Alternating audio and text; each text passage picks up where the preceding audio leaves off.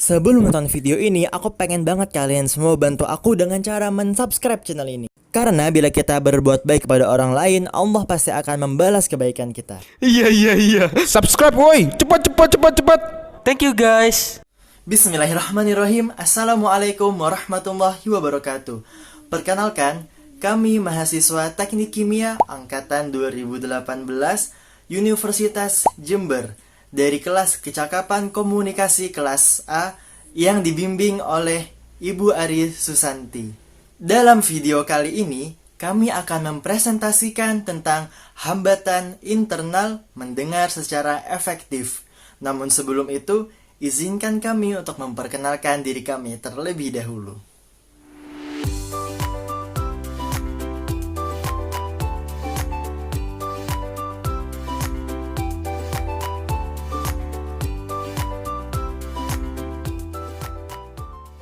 Jadi di sini saya akan menjelaskan tentang hambatan-hambatan dalam mendengarkan secara efektif.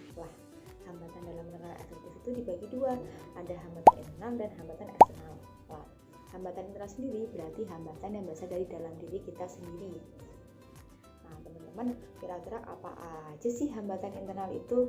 Nah, hambatan internal itu sendiri yang akan saya jelaskan ada dua, yaitu hambatan keasikan dan hambatan prasangka.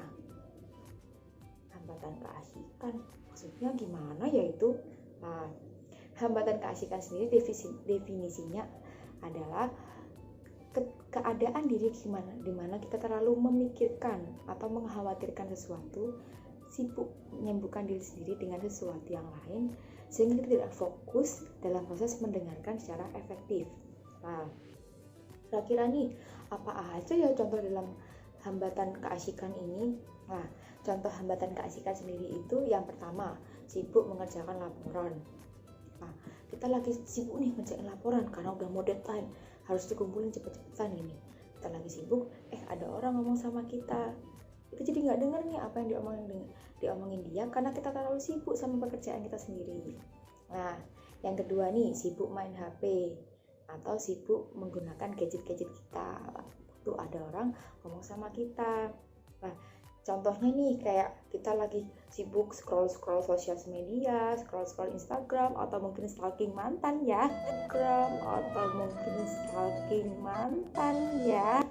Itu ada teman kita ngomong sama kita. Terus dia ngomong nih panjang kali lebar kali tinggi, udah ngomong panjang banget nih ya. Terus kita bilang, "Hah? Lu barusan ngomong apa sih?" Ya, kan gimana ya, jadi terhambat kita nggak dengerin apa yang teman kita omongin karena kita terlalu sibuk sama gadget kita. Nah, yang ketiga adalah hambatan melamun. Kok bisa melamun masuk ke hambatan keasikan? Nah, melamun itu sendiri berarti kan pikiran kita lagi mengembara kemana-mana nih, pikiran kita terlalu memikirkan hal-hal lain sehingga kita nggak dengerin apa yang orang lain ngomong. Melamun. Barusan ngomong apa sih? Aku gak denger gitu. Nah, itu kan jadi hambatan. Kira-kira dampak negatif dari keasikan itu sendiri apa sih ya? Hambatannya itu yang pertama, kita jadi gak denger apa yang orang lain ngomongin ke kita, ya kan? Yang kedua, bisa aja nih jadi miskomunikasi karena kita gak mendengar secara baik, secara efektif apa yang orang lain omongin ke kita, bener kan? Dan yang ketiga, bisa aja orang yang ngomong sama kita, yang berkomunikasi dengan kita akan merasa sakit hati karena kita nggak dengerin apa yang diomongin kita kan, akan merasa tidak dihargai ya, gitu teman-teman. Jadi nggak boleh ya keasikan pada saat orang lagi berbicara atau berkomunikasi dengan kita. Bisa aja apa yang dikomunikasikan ke kita merupakan hal-hal yang penting dan itu membawa dampak positif buat kita. Benar nggak? Selanjutnya aku akan menjelaskan hambatan yang kedua, yaitu hambatan prasangka. Prasangka itu apa sih? Nah, prasangka itu adalah pendapat atau anggapan yang kurang baik mengenai sesuatu sebelum kita mengetahui, menyaksikan, menyelidiki sendiri menurut Kamus Besar Bahasa Indonesia. Contohnya nih kayak, jangan-jangan dia mau jahatin aku ya. Padahal kita belum tahu nih tujuannya dia ngomong sama kita apa. Atau jangan-jangan kita mikir, jangan-jangan dia mau ngomong buat menjatuh-jatuhkan aku. Nah, kita mulai nih timbul prasangka-prasangka atau anggapan-anggapan yang buruk padahal kita belum tahu kebenaran seperti apa, ya enggak? Dengan adanya prasangka ini bisa aja loh teman-teman kita bakalan kehilangan ide-ide atau informasi yang sebenarnya itu penting dan berguna banget buat hidup kita, ya enggak? Nah, kemudian kira-kira dampak dari prasangka itu apa sih? Jadi, menurut Effendi ada beberapa dampak dari prasangka itu sendiri. Nah, yang pertama adalah bersikap curiga terhadap komunikator.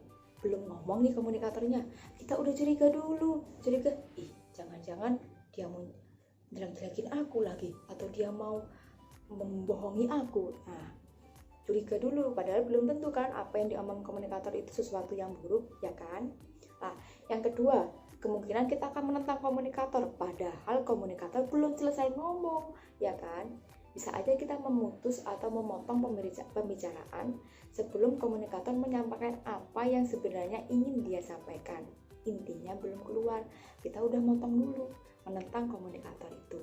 Wah, yang ketiga, komunikan akan berpikir tidak rasional terhadap komunikasi yang terjadi. Nah, gak rasional dong kalau kita tiba-tiba berpikir bahwa orang ini bakalan jahatin kita, padahal kita belum tahu datanya, kita belum menyelidiki nih apa kira-kira apa yang mau dia omongin kita, ya enggak? Maka dari itu teman-teman, kita nggak boleh nih punya prasangka buruk terhadap komunikator kepada kita, karena itu akan menghambat proses kita dalam menerima informasi atau mendengarkan secara efektif.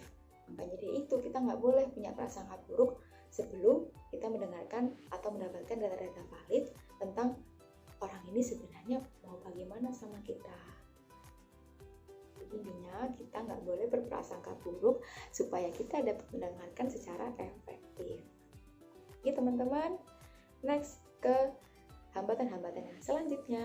Oke, selanjutnya di sini saya akan menjelaskan tentang hambatan mendengarkan efektif lainnya, yaitu kurangnya usaha. Kurangnya usaha adalah kurangnya dorongan dari diri kita sendiri untuk bisa mendengarkan efektif. Jadi dari awal itu udah kayak males mendengarkan efektif, kurang niatan gitu.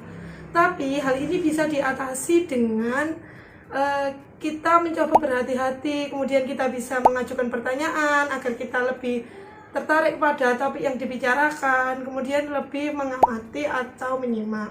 Namun ada hal lain yang menyebabkan kurangnya usaha ini, yaitu ada beberapa orang yang misalnya kalau kelelahan ataupun lapar itu jadi dia itu malas, jadi kurangnya usaha untuk mendengarkan efektif. Jadi untuk tipe-tipe yang seperti itu kita itu harus bisa ngelawan gitu. Misalnya kalau orang yang kalau lapar nggak bisa mendengarkan efektif, jadi kita harus melawan rasa lapar itu agar kita tetap bisa mendengarkan efektif. Terima kasih. Terima kasih atas materi yang telah disampaikan oleh presenter sebelumnya. Baik, sekarang saya akan menjelaskan hambatan internal keempat dalam mendengarkan secara efektif, yaitu gagal menampung gaya pendengar. Yang mana penjelasannya adalah tidak menghormati dan menyesuaikan dengan gaya mendengarkan yang berbeda. Karena gaya mendengarkan mencerminkan beragam komunitas dan budaya. Semakin kita memahami aturan orang yang berbeda, semakin cepat pula kita dapat memberikan sinyal perhatian dengan cara yang mereka hargai. Sebagai contoh, tentunya berbeda orang-orang yang tinggal di pantai dengan orang-orang yang tinggal di perdesaan, yang tinggal di gunung, dan tinggal di kota. Tentunya berbeda bagaimana cara mereka mendengarkan, bagaimana cara mereka menyampaikan sesuatu. Sebagai contoh orang-orang yang di pantai. Di pantai itu ombaknya sangat kencang, maka tentu saja mereka akan berbicara lebih keras. Berbeda dengan orang-orang yang berada di perdesaan.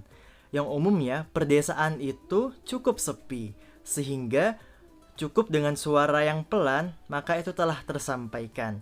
Bila kita memahami latar belakang seseorang, maka kita juga akan lebih mudah memahami kenapa orang tersebut berbicara dengan cara yang demikian dan demikian. Terima kasih, tadi telah dijelaskan mengenai 4 hambatan internal mendengarkan efektif. Yang pertama, yang kedua, yang ketiga, dan yang keempat. Terima kasih atas perhatiannya, lebih dan kurangnya mohon dimaafkan. Kami dari kelompok 10 undur diri. Wassalamualaikum warahmatullahi wabarakatuh.